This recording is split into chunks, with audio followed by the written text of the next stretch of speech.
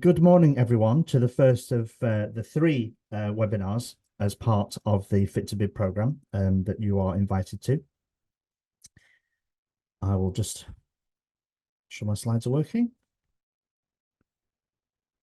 There we go. So just quickly about me, my name's Alan Brown, and I've been involved in the bids and tenders for the last 10 years, principally in the public sector.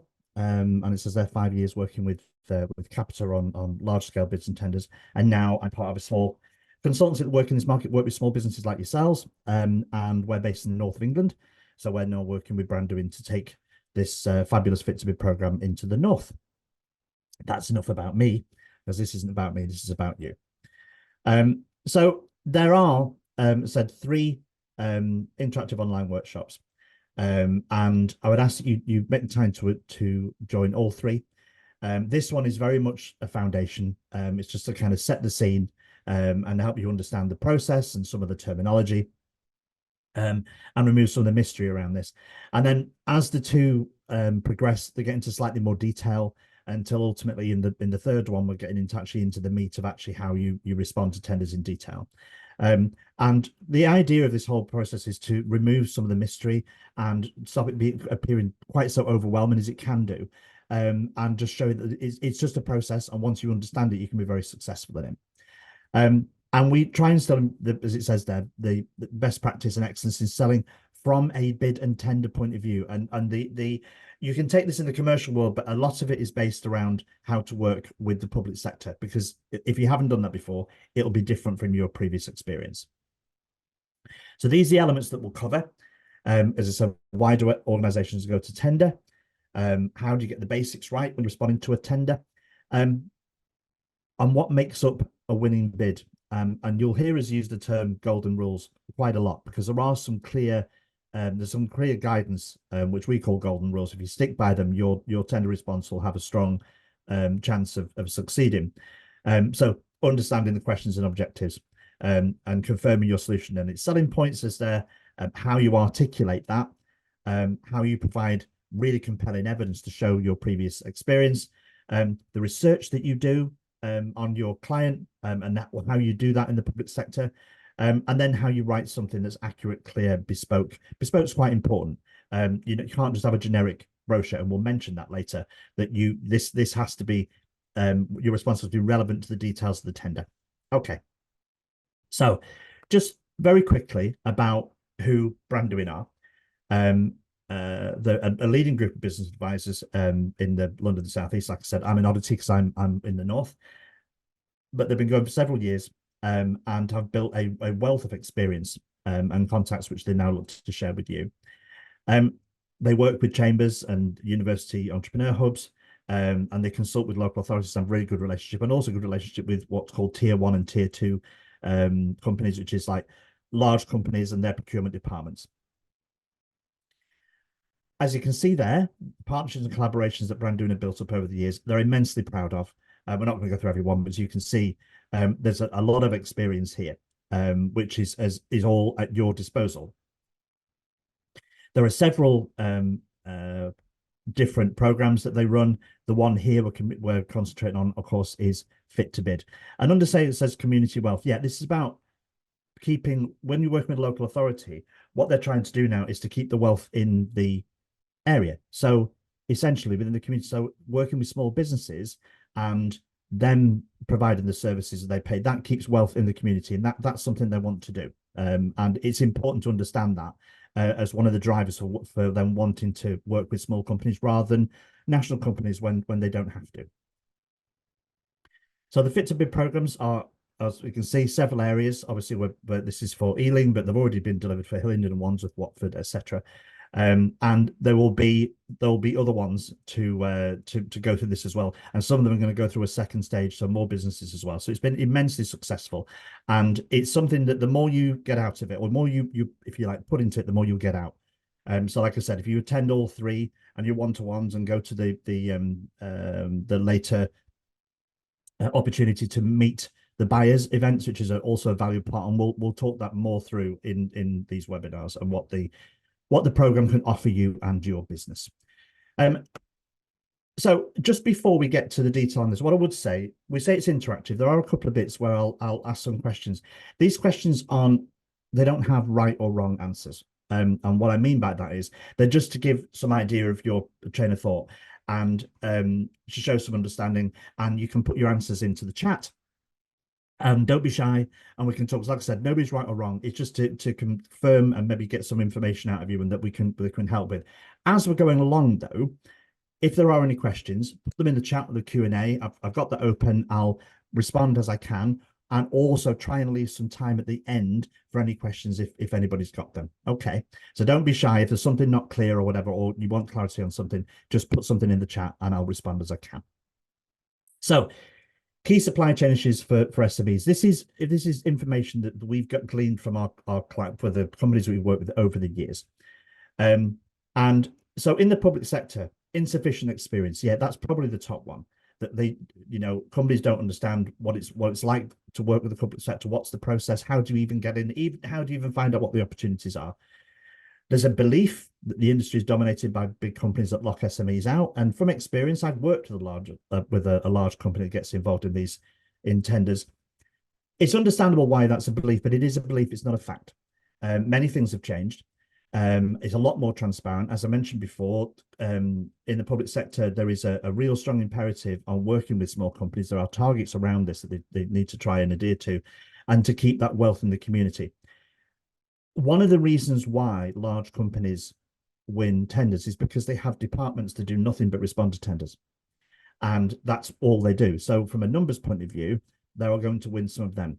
But this is a sector where this is a part of your business where if you produce a really excellent tender response, and we'll get into what an excellent tender response looks like, then you can take on a large company and you can win, because your tender response is better, your experience is more focused, you've done more research, and all the different elements that you can provide your local authority will actually outweigh what a large company can offer. Those opportunities definitely exist. So you're not locked out because large companies are involved as well.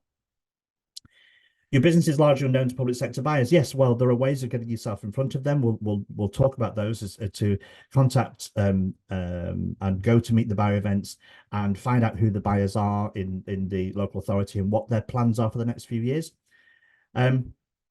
Which goes on when business owner can't reach the right people. Well, we talk about how to research, so you find out who the right people are. Your lack of a proactive marketing strategy and activity around, yeah, you do have to be proactive. And put yourself out there. Reviews and testimonials, which can also include case studies. If you either don't have them or the ones you have are dated, then that can be a real issue.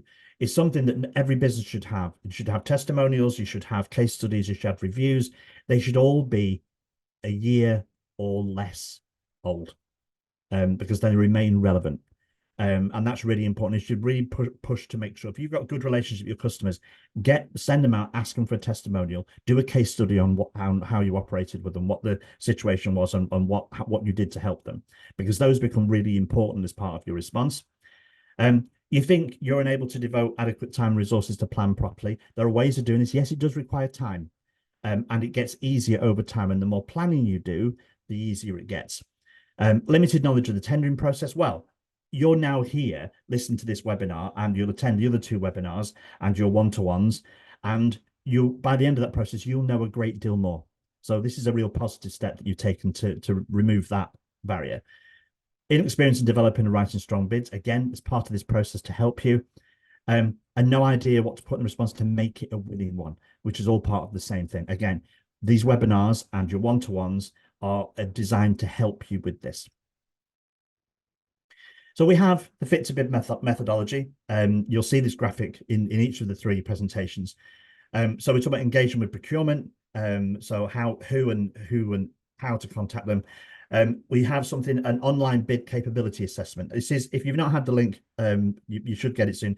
Complete that. It's a simple series of questions, but it gives us a lot of information. So when we're guiding you in your one-to-ones, it really, really helps to hone our work with you to make something bespoke for you, for your company. So make sure that you complete that online bid capability assessment.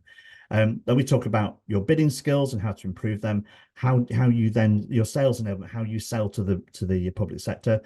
We give you tender advice, and at the end of that, there's an opportunity to meet the buyer event.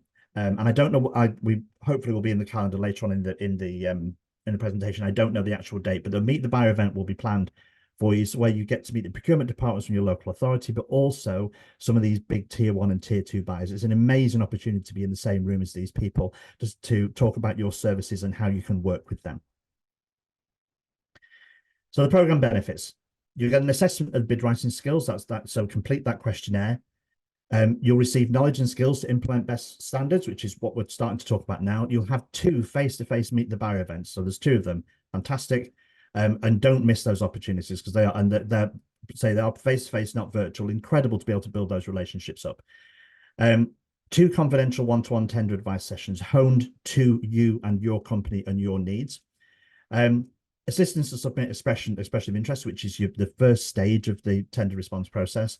Support in writing a winning bid, what that looks like and how it works for your company. A completed tender business model canvas, and that's your plan for your company as to how you approach this. What your value proposition is, designed for procurement. What is it that you offer, and what are your differentiators, especially you're in the crowded market? How can you make yourself stand out? Engagement with Brandon throughout the entire program, and regular and ongoing feedback. It's a really, really strong process, which we will give you skills which you will use for good, and especially when you're working with the public sector, but also will give you skills working in business in general. So have you bid in your local agency? It's an open question, or you don't have to answer now, but have you bid on any of the projects in Ealing that have come up? If you didn't, have to think about why you didn't, and we'll probably get to some of those things through this presentation. So what's your experience in bidding? So I'm going to ask you questions. So here's the first of these interactive chat. Like I said, no right or wrong answers. If you wouldn't mind, if you could put either 1, 2, or 3. So 1 being you've never tendered before, 2, you've completed a handful of tenders, and 3, you regularly submit bids and tenders. And if you've answered 2 or 3, how would you describe your level of success? Just as a barometer of the people in the room. So quite a few 1s. Let's give it a second. Let's have a glass of water while you're thinking.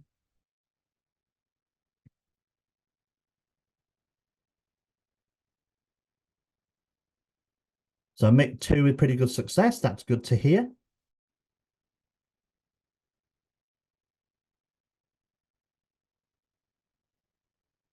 So some 2s. So Elsa and Damien, how would you think that your success? Would it be good, average, bad? Just a thought. You don't have to put it down, but just a thought on that. So there is so there's quite a few people never done before. There's some that have completed a handful, and that's good. And Elsa, it's been good. Well, that's really, really good to hear, and that's great for the group to hear that both Mick and Elsa is done, and Damien average. Yeah, okay, that's completely fair. And I think it's Surinder,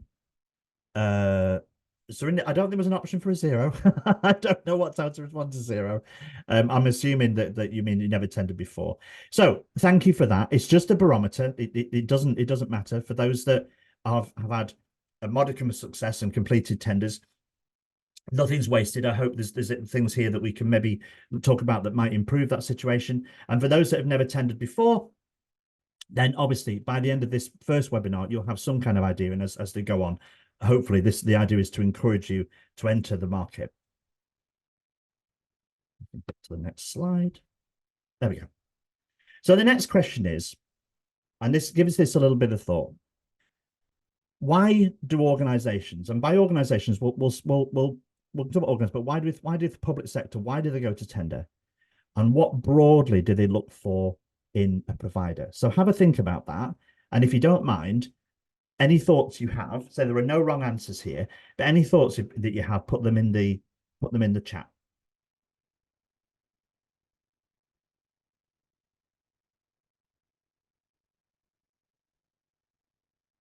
Because what we're trying to do is at the bottom there, it says, by putting yourself in the mind of the buyer, you write bid from their perspective. Empathy is powerful. That's a really, really big deal.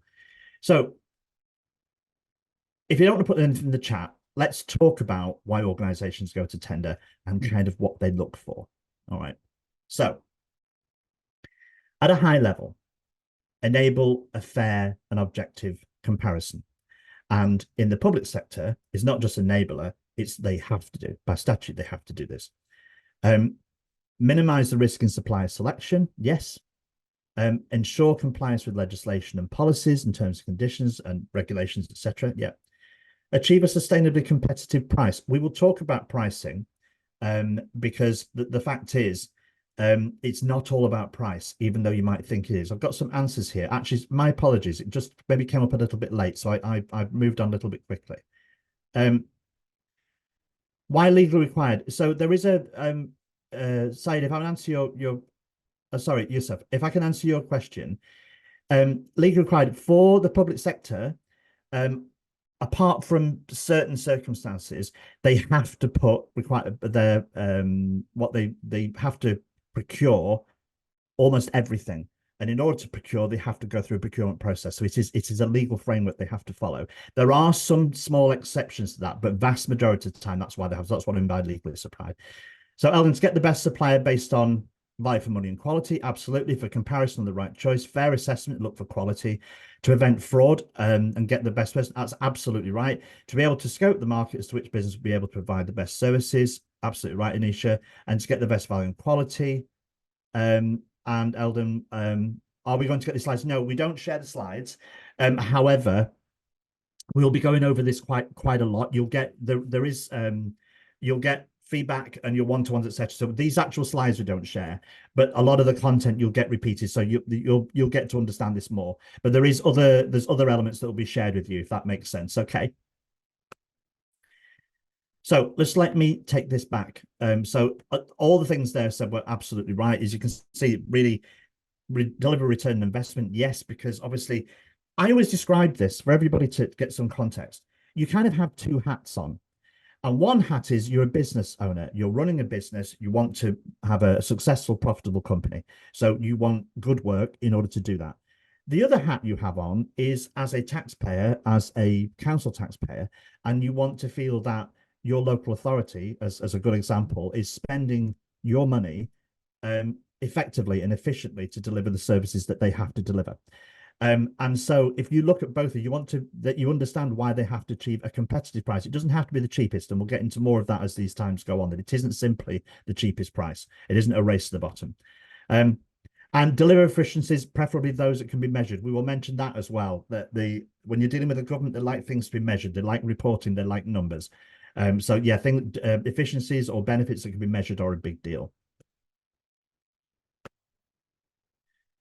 So carrying on, why companies go to tender and what companies look for? They look for innovation in mindset or in products to drive higher value. They're looking for companies that will work with them for 2-3 years. And over the period of that 3 years, they want to see that things will improve.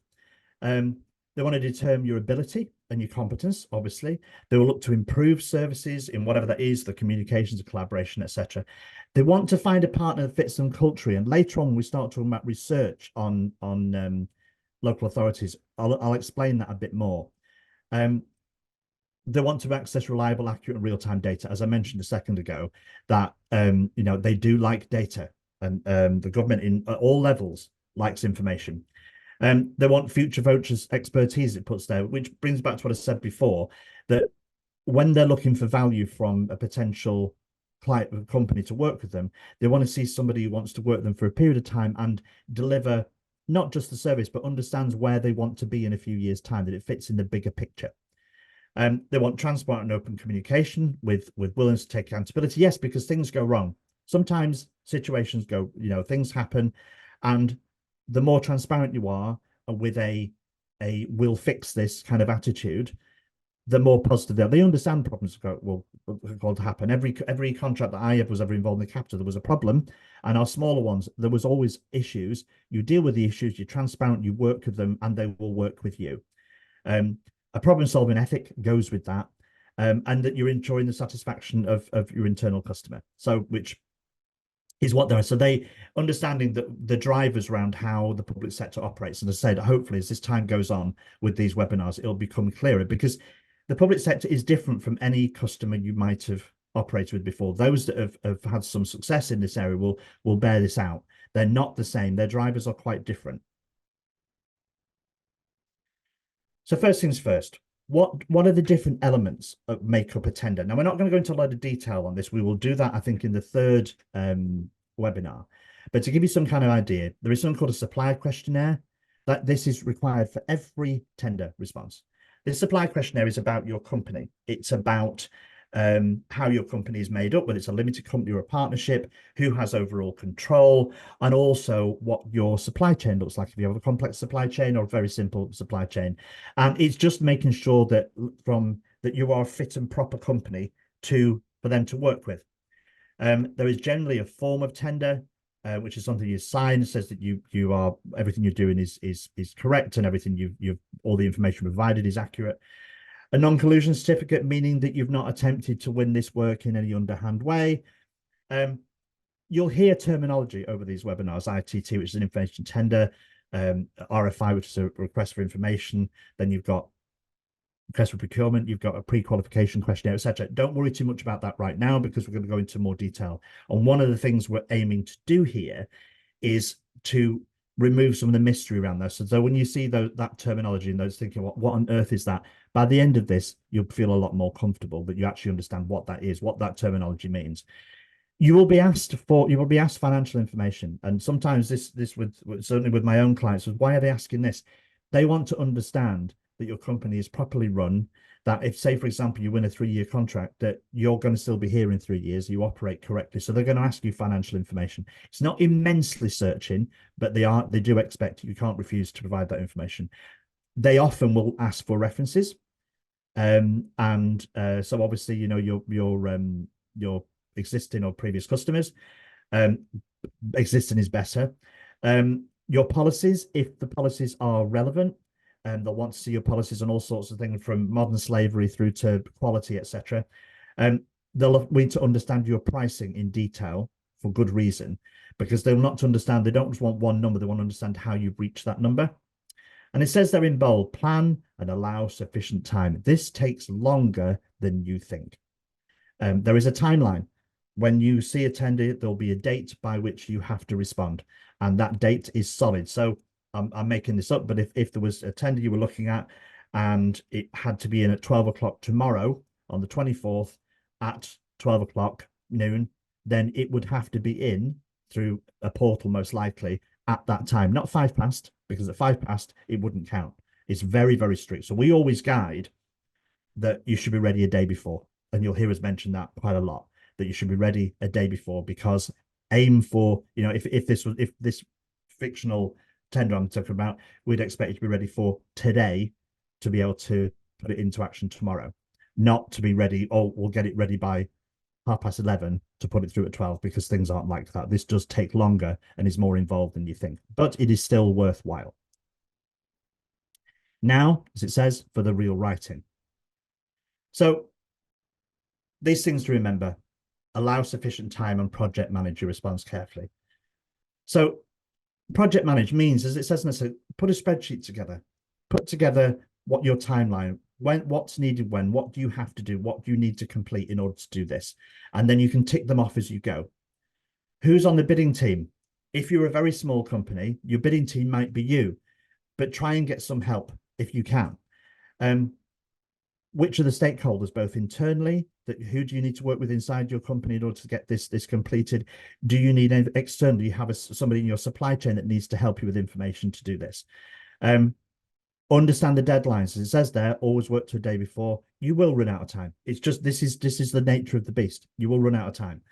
And the very last one is really important. When you put together a bid response, which is very, very clear, and is well written, you need somebody else to proofread that hasn't been involved in the process, so they get it. And if they don't understand, bear in mind that the procurement team that receive your tender response, they might not understand either, because they're a procurement team. They're not the experts. They're not the practitioners of or receivers of whatever the service you're offering or product you're offering. So it has to be easy to understand. It doesn't mean simplicity, but it needs to be written in such a way that anybody can understand what you're talking about. That's really, really key. So that proofreader outside your bid team is a really important element. And then you can pick and say, well, I don't get this. Then you could got time to, well, maybe I'll rephrase it so that it is really, really clear. Because once it's passed across, you don't have the time, you don't have the opportunity to change it. So the principal elements of a winning bid. The right price, yes, that doesn't mean the cheapest, it means the right price, and you follow the golden rules. Directly answers the questions according to the evaluation criteria. So this one made really clear. When you download or you're interested in 10, you get a chance to download a whole load of information. And it made really, really clear what questions you need answering and what the evaluation criteria is. And we'll talk about that in a bit more detail. And it shows understanding the broader needs and objectives of the client. And the client in this example is we're talking about local authorities. The other elements are demonstrates a credible, competent solution, confirms the benefits to the client so they understand what you bring to the party, includes evidence to support and convince so you back up what you're saying with genuine evidence of what you've done in the past, and written leanly, clearly, and precisely. Very important, the language that's used and how you should always, if you basically use one word, removing three. So don't get too verbose, really, really clear. But for this particular webinar, we're just going to focus on those two elements. The other ones will come up in the next one. So for this, we're going to look about directly answering the questions according to evaluation criteria. And the second one shows understanding of broader needs and objectives. So you just don't get overwhelmed. Fundamental golden rule of bidding. This is really simple. This is going to seem really, really obvious. However, it is. Excellent bids will usually win contracts. Poor bids will usually lose them. It does seem really, really obvious, but it's a differentiator. If you're in a crowded market, then what can be your differentiator? You all offer excellent customer service, you're all kind of similar on price, etc. But your tender response is written in such a way that it's absolutely clear about you understand what the client wants, and you've got across what makes you good at what you're doing. On your evidence is really, really clear, and it's written very, very, very well. Your pricing is absolutely clear. You can back up everything you're saying. That makes an excellent response, that you're answering every question correctly and with the right amount of detail. And that's a differentiator across X company that might do something very similar to you, similar price, but actually their tender response doesn't stack up. It doesn't read as well. So these things are really, really important. So typical issues: providing incomplete answers or not understand the question. You'll be asked a series of questions. Read those questions 4 or 5 times each to make sure that when you answer them, you really are answering the question. You're not scanning it, you're not assuming it. And you might sit now thinking, well, I would never do that. Of course, I'll answer the right questions. But having seen lots of bid responses, it is very, very easy to go, oh, right, okay, that's what they mean. If you see a question and you think, do you know what, I'm not sure I understand that, there is a process for asking questions. And we'll mention that later about there is a Q&A process with the client where you have the opportunity to clarify before you answer, which is really, really powerful. So you answer the questions correctly, in detail.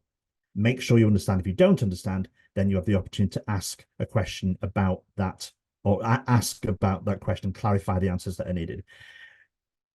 You focus on the business, not on the customer. Yeah, this is basically goes with describing the features, not benefits. It isn't about you.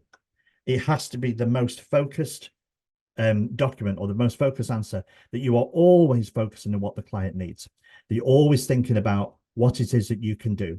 So a quick question here, sorry, will you go into joint venture consortium? So yes, we will. It's talked about in more detail in the third one. Yeah, about the benefits of that and how that operates. Yeah, no problem. A very, very good question, Joseph, and a very, very important element of the power of responding to a tender by working with another company. Yeah, okay, thank you.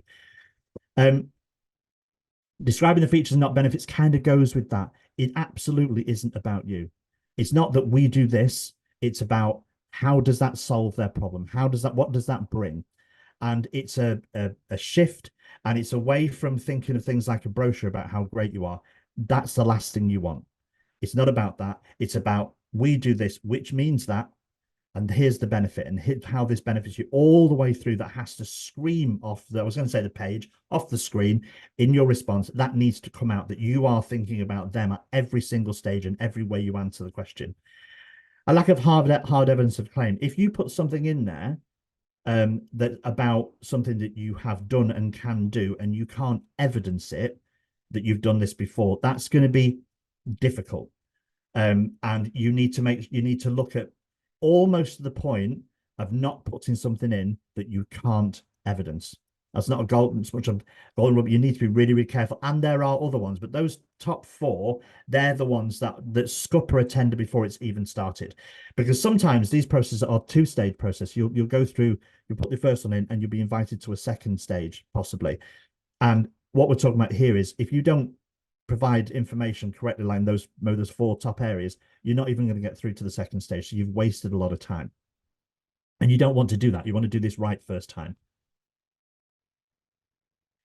Which brings us to the question, when we're about to write a winning bid, you've got to ask yourself, why you? Why would they choose you? What's your differentiator? Why you over somebody else, especially in, like I said, certain crowded markets where there are lots of other companies that do either the same or similar as yourself. So have a think about this. Like I said, you don't need to go to, but as just a little bit of interaction. Why do you think they should choose you as a supplier? What are your thoughts? And how can you show evidence that you have proven expertise in these services? So just have, I'll give you a little bit longer because I had a little delay on last time and I moved on a little bit too quickly. So have a think about those two questions and just pop it where you're comfortable to, a couple of examples in the chat, or add an example in the chat about why you think your company should be chosen as a supplier and how you could evidence your proven expertise. Just have a think about that if you would, and put some thoughts in the chat.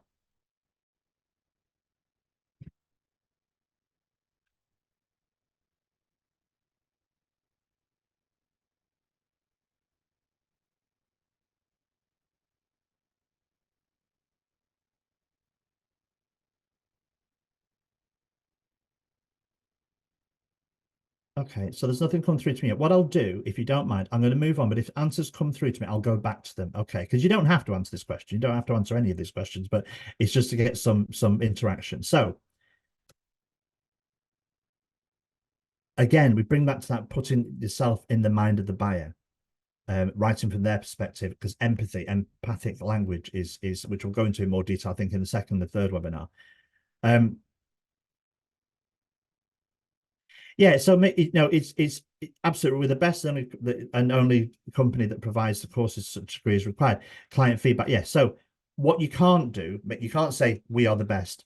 What you've got to do is you've got to make the writing be evident that you're the best, if you know, without using that language. So it really, really clear, we have done this, which is delivered this, the client feedback has proved this. So if a client says you're the best, that's absolutely fine. It's not, you can't turn around and say you're best yourself, even though you may well be. But it has to be something that's not subjective. It has to be really, really, really clear.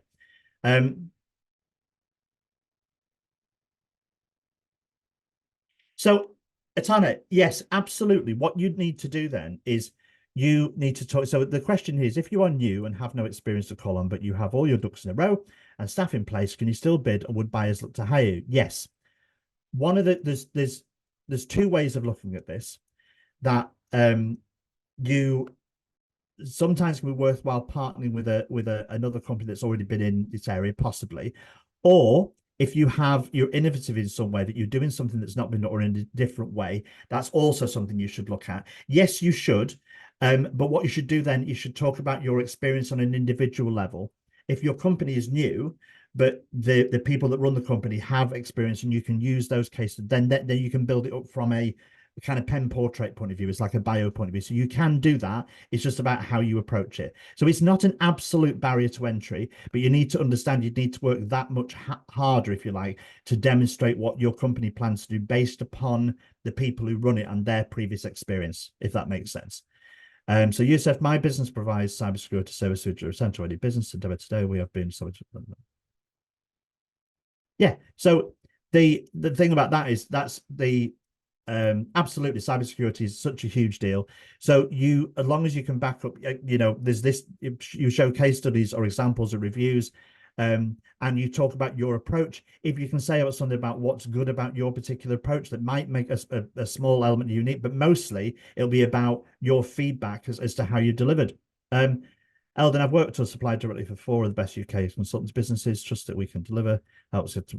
Yeah. So those things, anything that you can evidence that you put it, but it's all about what we're not getting here. We've delivered consistently on getting jobs for our clients through our proven system. Yeah. Okay. So you in line with skills are just right. Okay. So that's all good. That's all about you.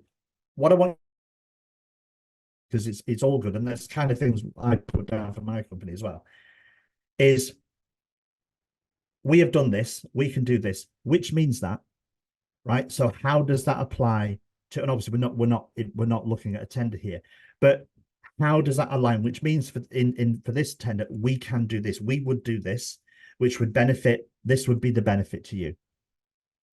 Our previous experience in means that, etc. That's the way it's got to be turned around. So less about you, we're like, we've done this, that's great. Our previous experience means that this is the value we can add. So it's turning it slightly on its edge, if it makes sense. The reason why we're doing it is just to get your head in the right place, because everything you've written is absolutely right. It's just the terminology that you use.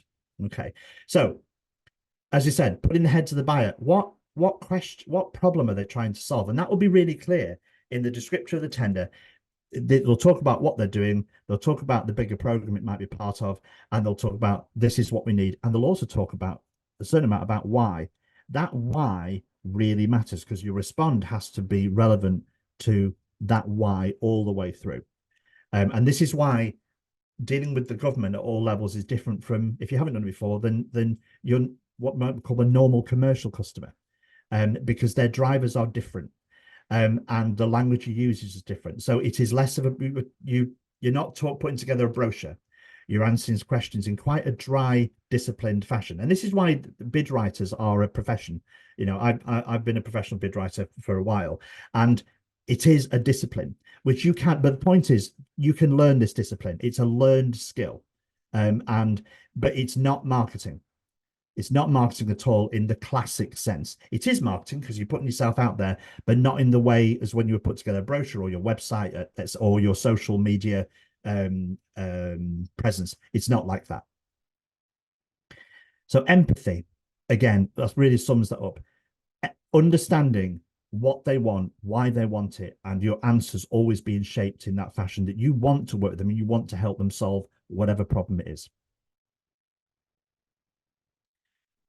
So here are some reasons. It says why they might choose you. There's several there. Let's choose some. So evidence, case studies, testimonials, references, absolutely, all the way down the line. The more information you can provide that seals the deal, then the better. And the conversation before we had with about if you're a new company, then you just turn that on your head and you talk about the personal experience of the people that operate the company. Where can you find this evidence? Well, you look at the companies that you're working with, your own experience. What have you done? What can you pull together that can show what you can do? So whether it's a client you work with who's happy to say that, yes, I worked with this company and they did a great job, or build a case study around it. You just look at what your previous experience and how you can pull that information in together to demonstrate. You'll have, if you think about it, you'll have that evidence everywhere. You might not look at it that way, but you look at your previous experience, companies you worked with, and the customers that you've provided services for. And you look to how you demonstrate your expertise and experience in that sector. So not just you're in it, but how can you really show how much you understand? And again, how that experience, how does that offer value? If you've worked on a similar contract previously, obviously, then you build a case study off the back of that. And what value did you add? What did you provide? And the knowledge and experience of your overall team, the size and level of resource, depending on what's required. It might be a small contract, it doesn't need many people. If it's a bigger contract and it needs a bigger team, what does that team look like? What does that organization look like? And how is it put together? And how will that, your organization how are your people being organized in that way? How does that add value and confidence to your client?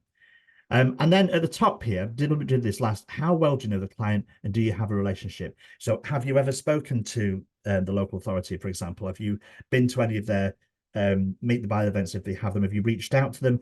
Have you done any research on them, which we'll get to very shortly? So you've heard me mention before, you can have on your website, you say, well, just look at my brochure. And is that enough? Absolutely not. It's not enough. Because it tends to be general information.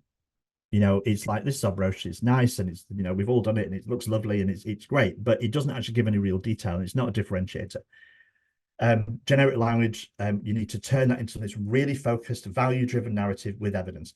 And it might sound like, and I appreciate in all the things I'm saying, it seems like I'm repeating myself quite a lot. And I suppose this is the point we're trying to make. Get this part nailed, get this approach nailed in your head, and it is probably the most significant change in how you would approach working or winning more business, is understanding how important it is to be focused on the client, that you can evidence, and that every word that you put in your response is there for a reason. You don't, they might give you, if there's a question where you have potentially 500 words to answer it, because that's sometimes they do limit. Don't, it's not a target. Don't use 500 words because that's what you can. If you can do it in 300, really focused, brilliant response, then use 300, if that makes sense. So yes, we are laboring this point because it's incredibly important. Okay, another golden rule: understanding what you're being asked and the objective script to write and written answer. We have kind of gone through this before, and I'll just labor it again if you don't mind. You're going to be asked questions. Make sure you understand what the questions, what they're looking for, the reason why they're asking the question, and how you're going to answer, to make sure you nailed it. You don't get close to answering, you answer every bit of it. And all these questions are there for a reason. They're not asking them for the sake of it. They're asking because they really, really want to know. And everybody's been asked the same questions. So you need to make sure your answer is both accurate, transparent, but where possible, shows that your approach is empathic to what they're trying to do, what they're trying to achieve. So you understand, looking at the information on a tender, it will be clear what their objectives are. They'll make it clear what they need to achieve, and then what you need to add is the magic dust, if you like. What added value? What can your company do that adds value beyond what their needs are? So I just have a question. Are you saying that PDF is a better way to send your company information over as opposed to a website? No, not really, Tana. I think in this particular instance, what I'm saying is, I think that the point of that slide is should you, when you're looking at working with the public sector, would it be that you just, well, it's all right, just send your brochure on, that answers all the questions? And the answer there is no. What I'm saying is that websites and your brochures, etc., they're all useful when you're doing what you might call traditional marketing. When you are selling to the public sector, it needs to be far more detailed and far more relevant. So if you provide a series of services, but in this tender they are asking for something very specific that they need, then your response needs to be specific to that tender. So a general brochure won't do. That was the point I was trying to make. I'm hoping that's answered your question. So just going back to here, you'll understand the objectives. They're on the invitation to tender. They're made very clear. It will also be clear what the absolute needs are, perhaps with a few, like say, sub needs, some other things I'd like to hit, which then enables you to look at what the value add, what can you do? Okay, sorry, thank you. And just Gillian, yeah, you're right. Proper marketing should be focused. But you're absolutely right. But it's just even more focused in this particular instance. So if you have something, if you're answering a question and your question might, you look at your what value you add, and you say you offered a particular value, but actually that's not within what they're asking for, then don't put it in. What value can add? And value add isn't well, excellent customer service. No, what does that actually mean? So you want to have a differentiator where you show that you understand, and one of the added values may well be that you understand, and what you want to do is to have you have a process of continual improvement, and throughout the 3 years of this fictional contract we're talking about, that you will look to improve services all the way through that 3 years. That's a value add in very, very simple terms. So understanding these objectives and needs, they'll tell us in what's called the invitation to tender, which is the specification of what they're after. There is a time between the tender being published, and they're all published online, and when the tender response is required, there'll be a period where you can ask questions. And these questions will be placed through a portal of some form. You ask the question, and the answers will be given to everybody. Nobody will know who asked the question, but this is a really interesting process. You get your question answered, but also you get to see the questions and the questions that other prospective responders have put up, which might be, oh, I've not thought of that. This can be a really interesting process, but it's a very specific period, normally over a couple of weeks, that you can ask those questions and get answers and clarity and clarification. So there's something you don't understand, then, or you want clarity on, you send the question out, you will get an answer really very quickly on the portal, certainly normally within 24 hours if they can. And you'll also get to see the questions and answers from other people without knowing who they are. You don't know who the other companies are. It is all anonymous. You can carry out research, increase and improve your understanding. We'll get more heavily into that because that's a real superpower.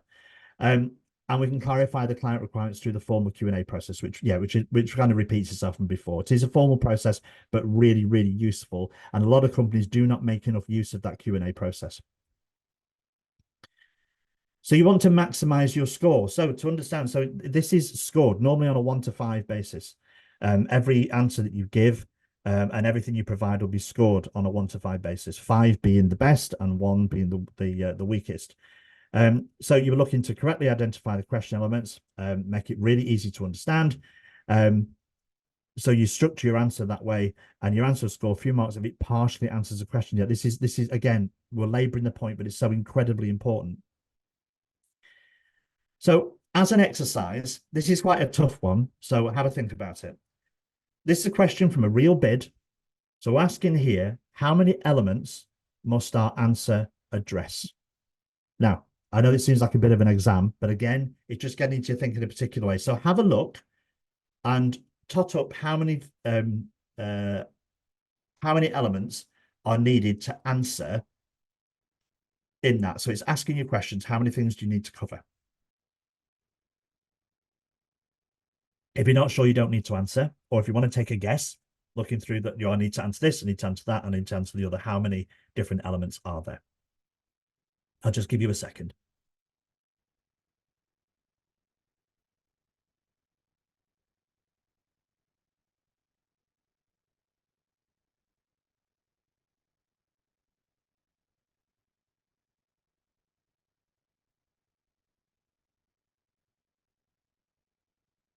All right, so while you're having to think about that, I've got a question from, I think it's just one question from Gillian.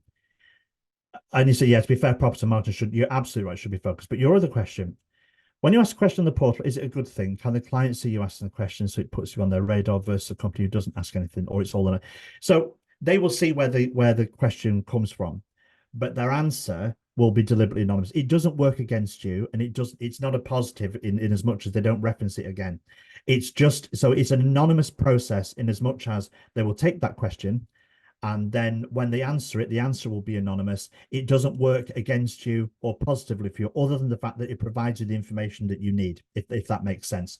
But as a resource of seeing the other questions that other companies are asking for, again, that will be anonymous. You won't know. It can be really, really interesting. But yeah, it's not a good thing as much as it puts you in a better position, other than makes things clearer for you. So Anisha says 5, Elsa says 6. That's great, Gillian. That's good. All clear. Okay, so the actual answer is 6. So it's asking for a high-level description of the structure of the company, a structure of the division or particle responsible for delivering the service, the number of people, a description of the resources expected to deliver, describe the key contracts being delivered, and how many resources conflicts will be managed. This is fairly typical of the kind of, depending on the complexity of the tender. Some tenders are more straightforward, some are very, very complex. But these are the kind of things you need to understand. So it takes time, and you weren't given a lot of time here, obviously. It takes time to sit down, make sure when you're asked a question, make sure when you do the answer, literally go back and tick. I've answered this, I've answered that, I've answered the other, and then you can identify what's been missed, which again is the other reason why you need somebody to proofread all your answers to make sure that you're covering all the bases.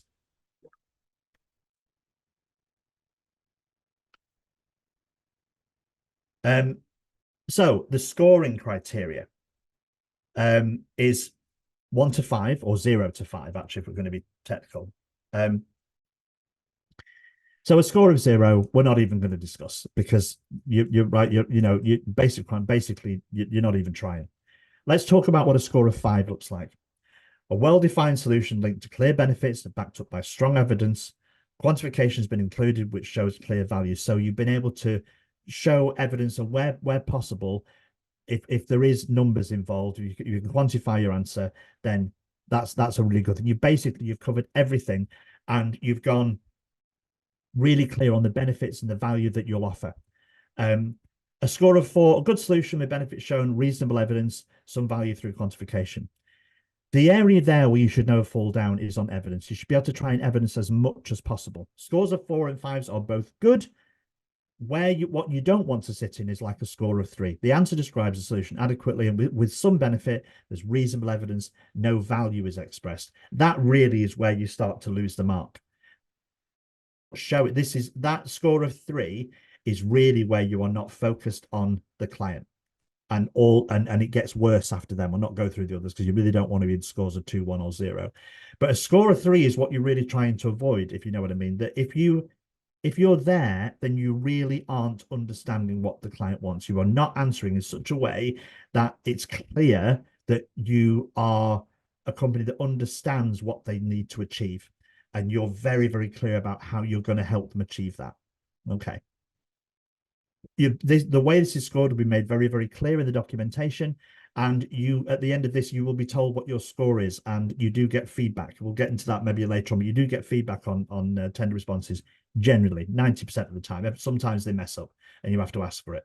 But you'll know where, if you weren't successful, the scores will show you where you were weaker and what areas you can improve upon.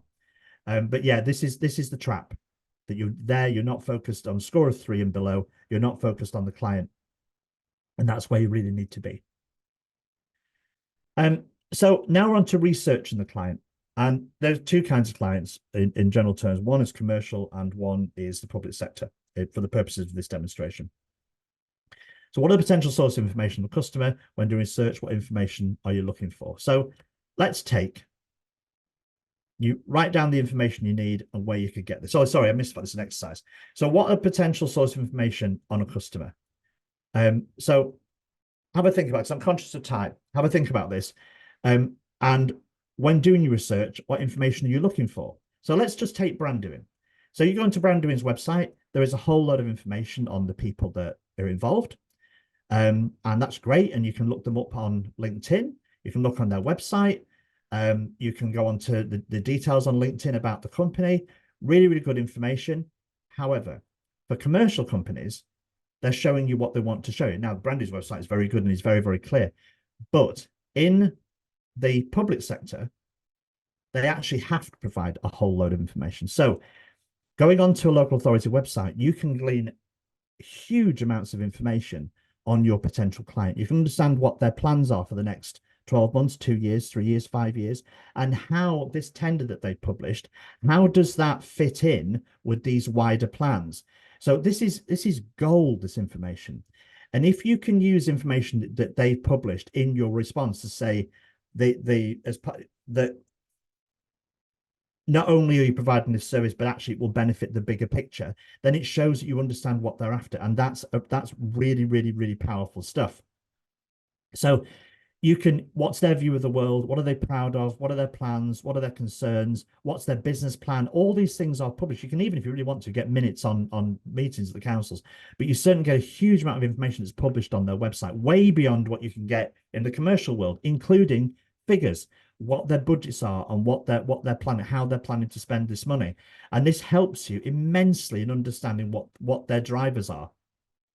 And will help you shape your bid. This level of research is the information is so easy to get, and yet so few companies actually think to do this before they respond. They're so obsessed with getting the tender off that actually the fact that you can look up details on your potential client before you respond is hugely powerful, because the amount of information that's available there.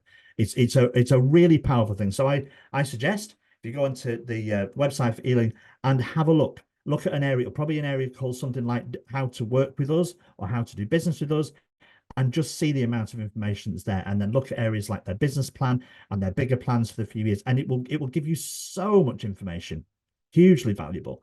There's these are all links from Watford Council, but they gives you an example of doing business with the council, how to work with procurement, what our contracts and tenders are, our contracts register, etc., etc.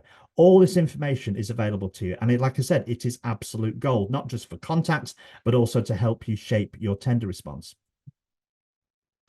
So all those sources, a bid document gives you information, previous bids and feedback, annual report. You can put Google alerts in for your local authority and say if they're in the news.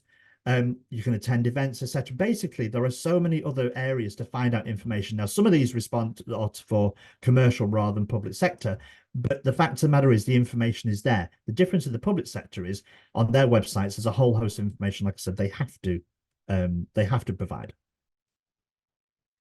So you're looking for anything that gives you that extra bit of information, what their strategy is, what their values are. So every local authority will have certain values or a vision, and look to understand that. And when you're writing a response, use some of that language. What's their philosophy? What are their focus? What the most important things? What are their challenges, etc. So I'm not going to go through everything, but you see the point. Hopefully, we're trying to make here. There is an enormous resource enabling you to research your potential client and to understand not just they want this process, they want this service provided, but why they want it. Maybe even the problems they've had in the past that you can do something better. The more you know about your prospects and clients, the better, obviously, but it will shape how you respond.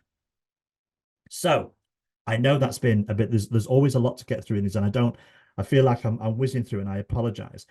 But I'm hoping that for this first one, it's got you in the headspace that there's an opportunity here, that if you approach tender responses in the right way, if you research your client with information that's available, and you put across your value in a really straightforward, easy to understand fashion that shows how what you can do can benefit them and deliver what they need, that will put you in a very, very, very good spot, and will put you head and shoulders over a lot of tender responses that I can tell you from experience are not very good. And that includes responses from large companies. So there is a whole series of things coming up. There is the next two webinars on the 30th, Improve Your Bid Response, which is again with me. And on the 6th of June is the Writing Public Sector Bids and Tenders, which is a bit more detailed on the 6th of June. I look forward to seeing you at both of these. It isn't designed so at the end of this you'll be an absolute expert, but at the end of this, I can guarantee at the end of these 3 webinars, you'll be way more comfortable with the process. And hopefully you'll understand a lot more. It'll seem a lot less overwhelming than it might have done. You'll understand some of the terminology, and so you'll feel, do you know what, we should go into this market and give it a go, because you definitely should.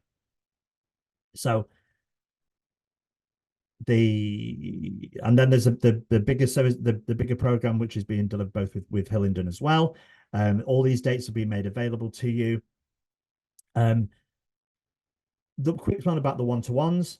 So fill in the online assessment, book yourself on the one-to-ones. The one-to-ones will ultimately deliver this this document being completed, which is your action plan, bespoke to your company as to how you're going to progress and how you're going to get the most out of public sector bids. I have a question. Have a quick look. What I can't, what we will do is I can't post the links. What I'll do is I'll make sure you get the links sent. I spoke to our colleagues in Brandon. The links will be sent across to you for both to register, etc. And so I'll make sure that's done. Okay. Thank you for that, Yusuf.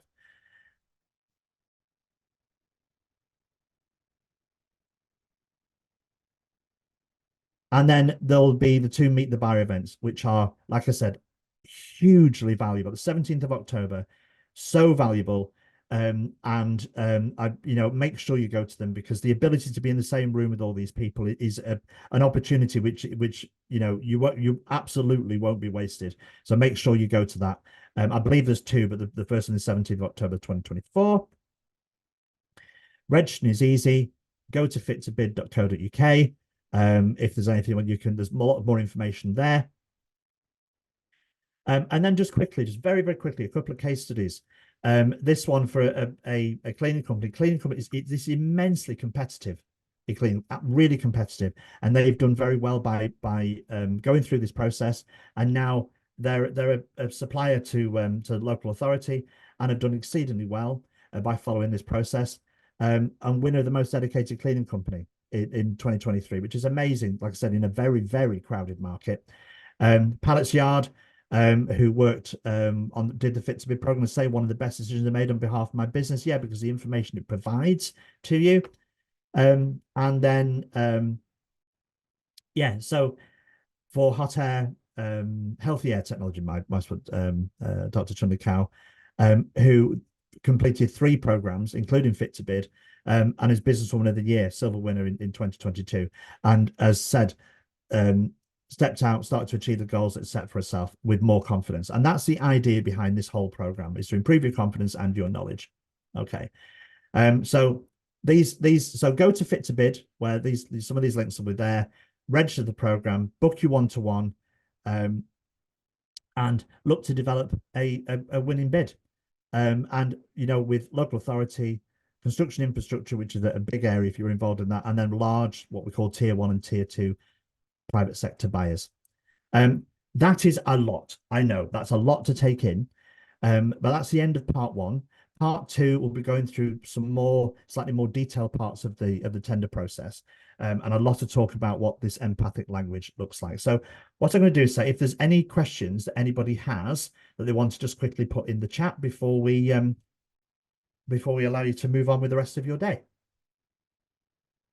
Elsa, you're very welcome. I'm glad you enjoyed it. I hope you all got something out of this. I look forward to you joining on the next 2. Thank you, Gillian. Right, you're all very, very welcome. And that's really nice of you all. Thank you very much. Right, okay, so I'm going to end this now, and we will see you on the, I think it's the, oh, sorry, Joe, so question regarding bids. A question regarding JV's consultancy bids, where you are relying on another company's ability. Yeah, we can go through. We do go through that on say the later sessions as to how that operates, why that's a really strong thing to do, either working with a larger company or actually spreading your skill set. You can provide, let's say, 60% of what a tender requires. Another company can provide 40%, and how that actually works. And how you need to set that up in order for that to work. We can go into that in more detail, Joseph. And also, it's something you can discuss in detail in your one-to-one as well, to understand your particular situation as to how to make the most of that. Yes, the bidding process, Damien, is the same in all the public sectors. There's little bits of nuance, but basically the process is set out. It's a highly governed process. So Joseph, we will discuss some of that on the 30th, but actually it'll be more on there'll be more detail on the June session about the consortium bids. There'll be more to do with that then. All right. Thank you very much. Have a great day, everybody.